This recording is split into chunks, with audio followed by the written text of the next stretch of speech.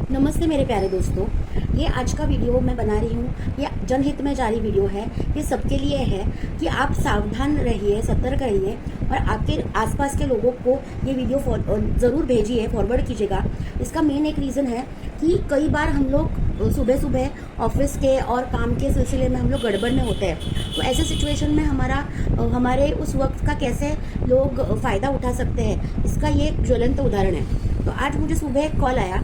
तो उसका पैटर्न ऐसा है कि सुबह मुझे कॉल आता है जिसमें मुझे कोई आवाज़ सुनाई नहीं देती है और लास्ट में किसी आदमी की आवाज़ आती है, वो भी छोटे से, मतलब ऐसे फ़ोन को हम लोग दबा के ऐसे कुछ वो बोल रहा था, ऐसे मुझे आवाज़ आई और मैंने वो फ़ोन 1 मिनट के अंदर ही वो फ़ोन मैंने कट कर दिया कि मैंने सोचा कि नहीं ये कुछ स्कैम कॉल है या किसी का कॉल में कुछ प्रॉब्लम हुआ रहेगा। तो मैंने फ़ोन रख दिया और ये फ़ोन आया था मुझे सुबह 6 साढ़े 6 बजे। उसके तुरंत बाद ही, मतलब कुछ आधे 1 घंटे के बाद ही मुझे और एक कॉल आता है दूसरे नंबर से। तो वो कॉल ये था, आप ध्यान से सुनिए। नमस्ते, यह भारतीय रिजर्व बैंक है। आपका क्रेडिट कार्ड धोखाधड़ी गतिविधि में शामिल है। आपके नाम के सभी बैंक खाते अगले 2 घंटों में ब्लॉक कर दिए जाएंगे। अधिक जानकारी के लिए कृपया 9 दबाएं। ओके, तो मैंने तुरंत ही फ़ोन काट दिया। तो ये ऐसे कोई भी रिजर्व बैंक आपको फ़ोन नहीं करती और 9 दबाइए 3 दबाइए, ऐसा बिल्कुल भी नहीं करती है। तो ऐसा अगर आपको या आपके नियर एंड डियर वंस को कभी फ़ोन आता है तो वो फ़ोन तुरंत काट देना चाहिए। वो फ़ोन स्पैम है और उसको स्पैम के तौर पे या ब्लॉक कर देना चाहिए। तो ऐसे ही मुझे मैंने कट कर दिया और मैं अपने काम पे लग गई। उसके कुछ देर बाद, मतलब लगभग 1 डेढ़ घंटे के बाद मुझे और एक कॉल आता है जो कि मैं शॉक हो गई, दूसरे नंबर से आता है और वो भी सिमिलर पैटर्न में आता है। नमस्कार, यह भारतीय दूरसंचार नियामक प्राधिकरण की ओर से अधिसूचना है। आपके फोन नंबर के असामान्य उपयोग के कारण आपकी सेवा आज निलंबित कर दी जाएगी। अधिक जानकारी के लिए कृपया 1 दबाएं। ग्राहक सेवा के लिए कृपया 0 दबाएं। तो ग्राहक सेवा, या आपने अगर किसी कस्टमर केयर को फ़ोन नहीं किया है, आपको सामने से ऐसे फ़ोन आ रहा है 1 दबाइए 2 दबाइए 0 दबाइए और आपका नंबर किसी चीज़ के लिए इलीगली यूज़ किया गया है, तो मैं एक वकील के तौर पे आपको कहती हूँ कि कोई भी आपको ऐसे फ़ोन पे नहीं बताता है। अगर कोर्ट का समन्स अगर आपको फ़ोन पे भी आता है तो भी आपको प्रत्यक्ष कोर्ट में जाना है। आपको वो छानबीन करनी है कि सच में वो इस कोर्ट से वो मैसेज आपको आया है क्या, या ये समन्स आया है क्या।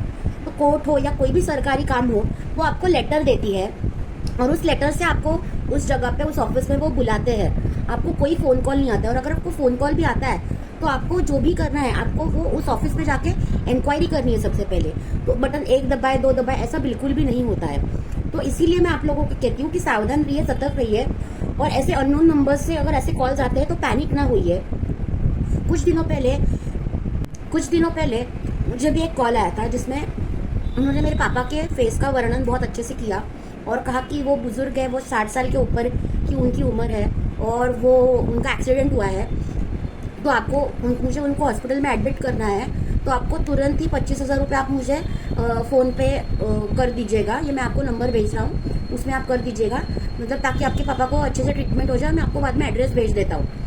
तो मैंने सबसे पहली बात, तो मेरे पापा अगर एक्सीडेंट उनका हुआ है, भगवान न करे अगर ऐसा कुछ सिचुएशन आता है, तो इस बंदे के पास मेरा नंबर कैसे गया, क्योंकि मेरे पापा का तो मोबाइल लॉक होता है, इसके पास मेरा नंबर कैसे गया, ये मुझे सबसे पहले डाउट हुआ। तो जब मैंने उसको काउंटर क्वेश्चंस पूछना स्टार्ट किए कि आप कहाँ से हो, मेरे पापा ने एग्जैक्टली क्या पहना है और एग्जैक्टली क्या है क्या नहीं है, ये सारे क्वेश्चंस मैं उसको बम्बार्ड करती गई। तो उसको एक लिमिट के बाद, क्वेश्चंस पूछने के बाद वो इरिटेट हो गया और उसने मुझे गाली दी और उसने फ़ोन रख दिया। तो ऐसे ही सिचुएशन में, और कट टू एक और सिचुएशन मेरे मम्मी के साथ हुई कि मम्मी बैंक में थी और बैंक में मम्मी को कॉल आता है। मेरे मम्मी पापा दोनों बैंक में थे और बैंक में उनको कॉल आता है कि मेरे पापा ने उनसे पैसे लिए थे तो आप अर्जेंटली दे दीजिएगा, या ऐसे कुछ कॉल आया था। तो मेरी मम्मी ने तुरंत फ़ोन काट दिया। तो इस तरीके के कॉल्स आपको आते रहेंगे। तो आप लोगों को क्या करना है, आप लोगों को सावध रहना है, सतर्क रहना है। और ऐसे ही फ़ोन पे कोई कितना भी आपसे प्यार भरी बातें करे तो भी आपको नहीं भूलना है और आपको फ़ोन पे किसी को एंटरटेन नहीं करना है। फ़ोन ट्रांजैक्शंस और मनी ट्रांजैक्शंस करते वक्त भी आपको सावधानी बरतनी है। आप आपके गूगल पे या जो भी आपका ऑनलाइन अकाउंट है उसमें कम से कम पैसे रखिए, ताकि आप ये फ्रॉडस्टर्स आपके अकाउंट के साथ कोई छेड़खानी ना करें। धन्यवाद।